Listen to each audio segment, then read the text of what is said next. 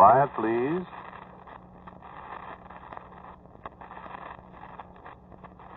Quiet, please.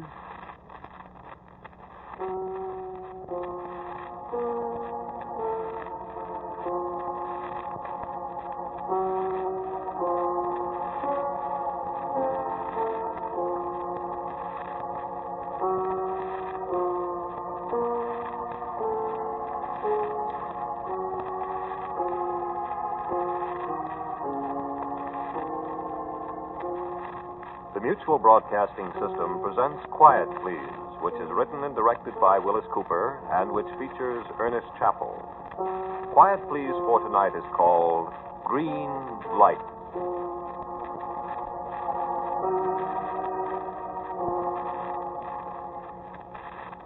You wouldn't be a railroader, would you? No, I was pretty sure you wasn't. Well, I can usually tell a rail a mile away, but, well, you look kind of as if you might have been one time or something. Oh, it's a compliment. Got to be a mighty good man to be a railroader. Not as good as you used to have to be, of course, but it's still a man-sized job. Me? Sure, once I was. In my time, you could pretty near always tell a railroader. Know how?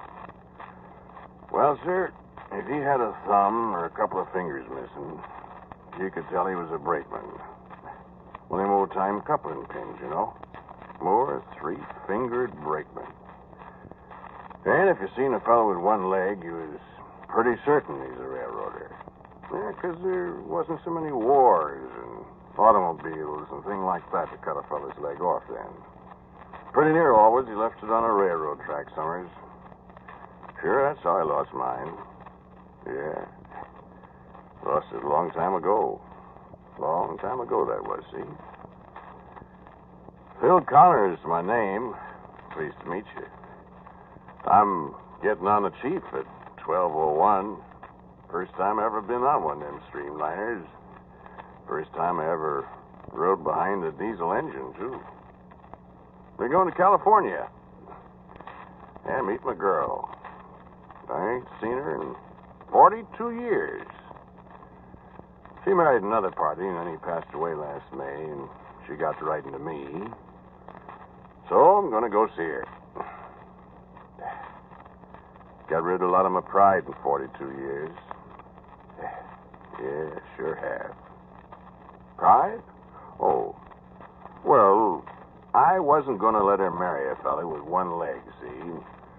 She bawled and boo-hooed about it, but I was a young fool, and I went away and left her. Look at all them years wasted. Now, I got some good years left, don't you fool yourself, even if I have got only one leg. I guess you might say I lost it in a railroad accident. And again, you might not. That was part of the reason why I ran away and left Addie, you see. When I lost my leg, people thought I had bats in my belfry. Yeah, I don't suppose you chew tobacco, do you? I'm trying to break myself of the habit before I see Addie. She was always set against it, you see. But I got a couple of days before I get to California, and I guess one more left. She won't hurt me. Don't have cuspidors and depots anymore, seems to me. Oh, well, no time charge, don't split much anyhow. I wasn't rightly a railroader, you see. I mean, I pounded brass. It's a telegrapher, a brass pounder. I was working on this little branch line down south, see, working the night trick of this little bitty town, what is this lumber mill. 40, 50 people, practically all of them in the mill, but when the mill shut down, there ain't nobody much in the town. The day operator, he was Addie's brother, Ham Dorsey, his name was. They had a little house in town, and I roomed there. So I got to know Addie Dorsey. Well, I tell you, these here deserted little towns. You ever been in one? Good gosh, at night all there is hooty owls and squirrels, jumping up and down on the roof and hooting, raising a racket so you think nobody could sleep. But you can sleep all right. This night trick was a peach. Only had one train through after 11 o'clock, way freight to come through any time between 11:30 and 1:30, depending on how many cars they had to set off down the line. Had to do their own switching on this here line. Only had 5 locomotives, old-fashioned 240s, looked like to come out of the ark. Well, after I got used to the hooty owls and the other animals, I found I could get me quite a bit of shut-eye after this way freight come through. Never was much traffic on the wire. Sometimes I'd sit and talk with some of the other operators a while. We never had much to talk about, so I'd sit and read a while and drowse off to sleep. Put my head right down alongside the sounder. The minute I'd hear him call, I'd be wide awake. Yeah, a lot of old brass pounders can do that. You can set off a giant firecracker alongside their ear, and they won't turn a hair. But leave their own call come through, and they're on the ball like that. Well, then after I'd been on a job a couple of months, Addie Dorsey, she got into the habit of coming past and bringing me a bucket of coffee along about 9 o'clock. And we'd sit and talk. Oh, there is a cuspidor. Me and Addie, we was sitting there this one night in the summertime. It was kind of hot and sultry. The hooty owls and the squirrels had got discouraged and gone to bed or something. You couldn't hear a sound anyplace. We was just sitting there at the edge of the light that come from the drop light over the table, talking kind of quiet. Feels like a storm coming up. We could stand some rain, I guess. Is that so? Oh, excuse me, Addie. Hope it isn't the company. Oh, didn't get much sleep today. Catch me a little after the way freight pulls through. Hope he's halfway on time tonight. He never is. He sure ain't. Don't you ever get tired of this kind of job, Phil? I sure do. I should think you would. It's awful monotonous. It isn't good for you. What I'd like to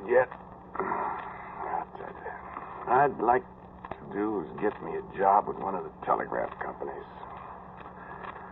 I know a fellow down in Orleans. Frank Gibbons, his name is. His sign is J.B. He's only been working for Postal 8 months, and he gets $96 a month. Goodness. Wears a stiff collar every day, lives on the fat of the land. 2 years ago, he was just a common brass pounder like me. I think it'd make you ashamed of yourself. Oh, I got plenty of time. Nobody's got plenty of time. Huh? Wait a minute. Oh, that's just Jim Nolan down the Grove side and talking to the dispatcher. What was you saying about time? Said nobody's got plenty of time. How's that? Well, you can't ever tell what's going to happen. You know, the best laid plans are mice and men. Yeah, I suppose so. I suppose so. Hate to see you wasting your time in a place like this. Do? Certainly do. Bad enough for my brother Ham, but he's 44 years old, and he's always going to be an old batch. But you... I'm not going to be any old batch. Well, you're not going to find many girls that'll marry you, unless you're making a decent salary. Would you marry me if I was making money, Addie? Why, of course. You would? If you was making $96 a month, I'd marry you in a minute, Phil Connors. If you're to ask me. Well, I'd be darned. Well, you see. You know, I might do just that, Addie. Would you like living in New Orleans or Peoria or someplace like that? I've seen pictures of New Orleans. I know a fella in Peoria, dispatcher for the Big Four. That's a nice town. I'd like to go out west. Well, maybe I could find a job out there. They say it's a coming country. I don't know how it is for raising a family, though. My heavens. Is that thunder? I thought I seen lightning. Oh, I got to get home before the storm. Oh, it ain't here yet. Well, I better go. Oh, no, wait a little. Why? Why, keep you company, talk. Oh, I don't want to get caught in a storm. Or maybe it'll blow over. Well, I'll wait a few minutes. Sure, sit down. Have another cup of coffee. No, thanks. My, did you see that lightning? Pretty, wasn't it? Oh, it scares me. Well, set so you can't see out the window. Over here. I better go. No, stay. Oh, real comfortable here, ain't it?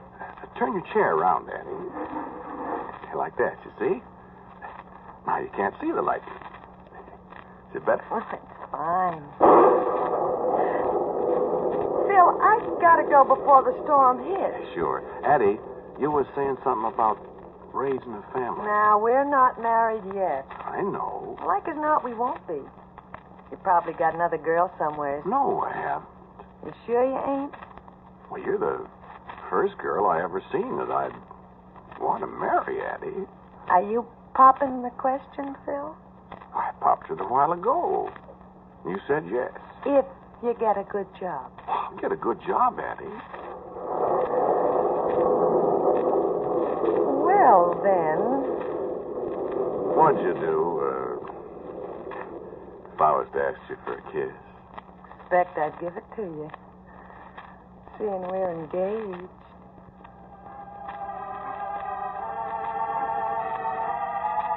Oh, Phil, we'll be so happy. We sure will, honey. Oh, Phil, you devil, you.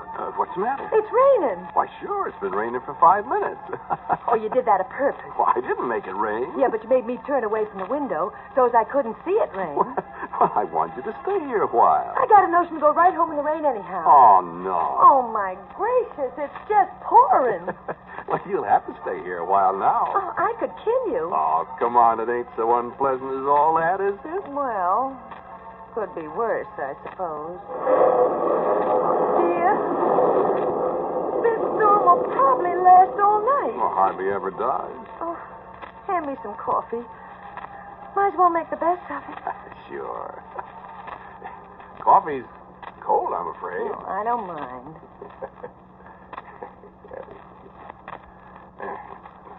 I'll put sugar in it.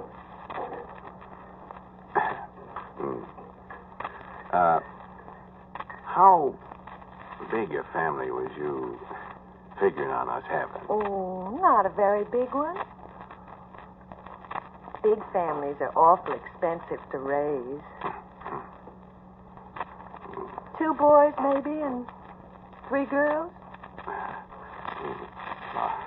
I wouldn't mind that. What was that? Whistle? Well, it's only 10 o'clock. Can't be the way freight, can it? Oh, I never heard of them being that early. Wait, I'll go look. You got a green light for him? Sure, practically always got a green light. You see him? It was raining awful hard.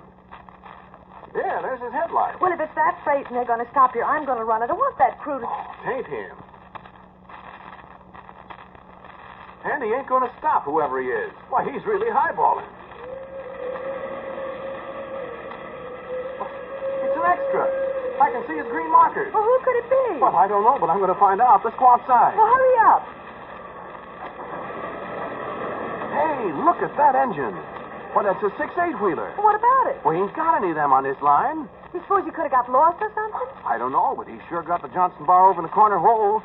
He better ease up time he gets to that curve at Reno Hill. That's the funniest thing I ever heard of. Me too. Look at that booger roll. Why, he must be making 50 miles an hour. If he ain't careful... I knowed it. Run and get your brother quick, Eddie. He's left the iron.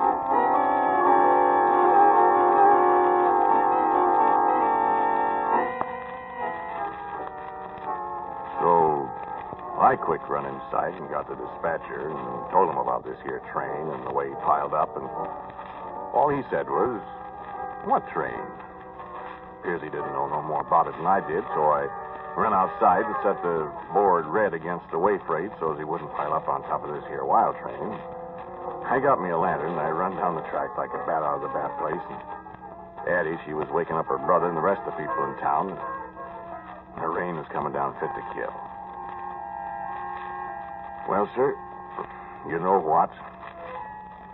I run pretty near a mile down the track. That train wasn't 500 feet away from the depot when he left the iron. But I looked high and low, and there wasn't a sign of nothing. Not hiding her hair, that train. Now, what do you think of that?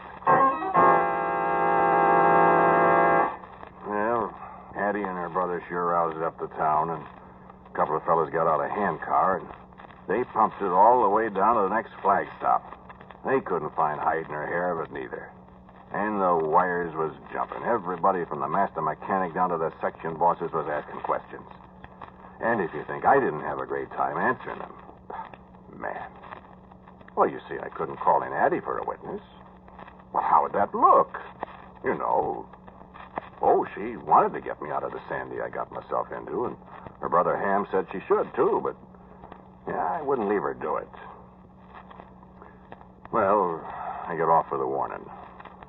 I had a good reputation for soberness, you see, so everybody finally agreed I had a nightmare or something, and they jumped up and down on me for falling asleep.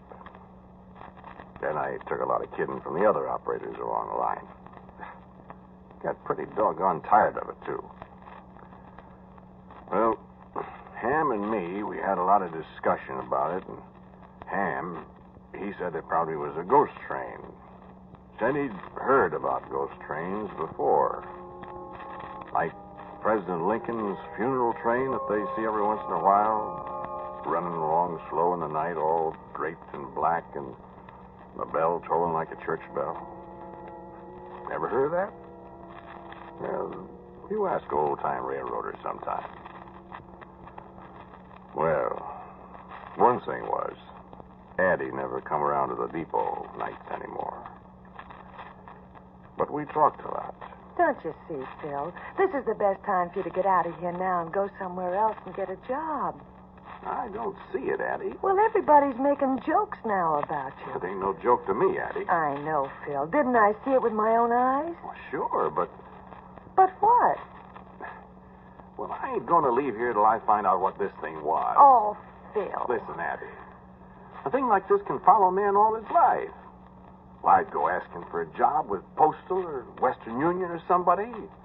First thing, they'd look me up, and people would tell them about this, and, well, where'd I be? No, sir, I'm going to stay here and find out about this here ghost train or whatever it was. But how are you going to find out, Phil? I don't know. I keep looking. Phil, don't you love me? Huh? Well, sure. Well, then won't you please? Honey, I gotta figure this out my own way. I'll never have a good enough job to marry you if I have this ghost train thing hanging over me all my life. Well, what are you going to do? Well, I got it kind of doped out. I figure this here was some kind of unlawful thing. What, I don't know, but there's something queer about it. You don't believe it was a ghost? Ain't no such thing. Well, we heard a crash. Did we? Huh? Mightn't that have been a extra loud thunder crash? My goodness, Phil, I never thought of that. You see? Phil, I bet you... You see? But what? Well, I got it in my mind that somebody's in cahoots with somebody else on this streak of rust here. And whoever it is would be glad to see me get out of here. Goodness, Phil. So I'm not going to go, see? They'll pull this trick again. And I'm going to be ready for them. How? I'm going to set a red board against them. Ain't no hoghead in the world, crook or no crook, could run through a red signal. And then what? Then I got me a .38 revolver, and I'm going to see what's going on. Then maybe I'll get me a reward.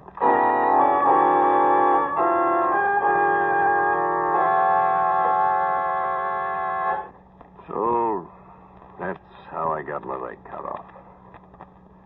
That's how it happened 42 years afterwards to be going to California to meet my girl Addie. About a week later, I was drowsing in the depot about 10:30. I hear the whistle. Well, I never waited a second. I reached out to the lever and I swung it around. I could see the reflection outside change from green to red. Man, I could hear them brakes going on from right there. So I turned out the light over my table, and I reached in the drawer and I took out the .38, and I went outside.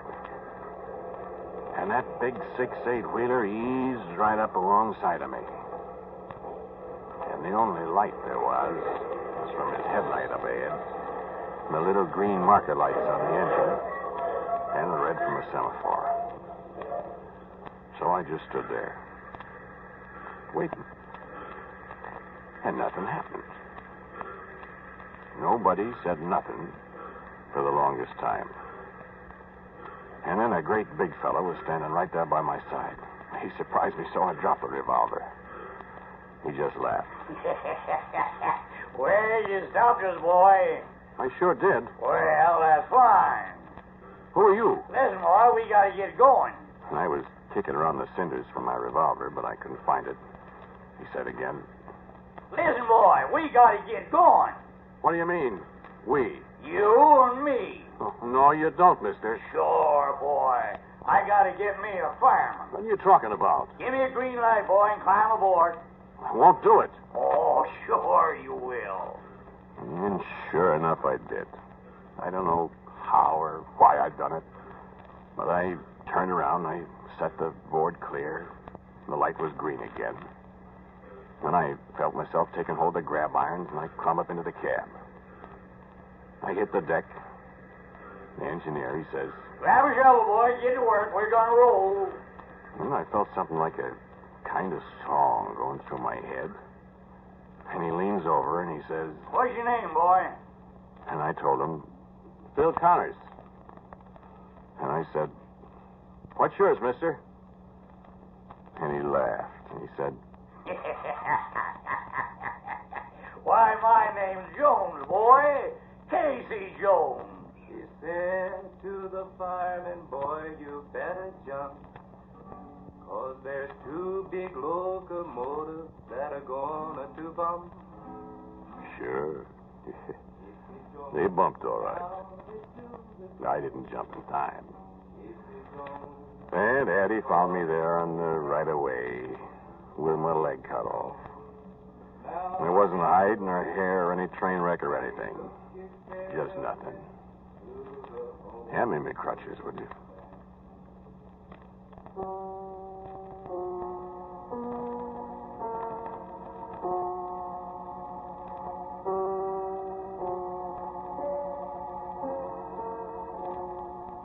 You have listened to Quiet Please, which is written and directed by Willis Cooper.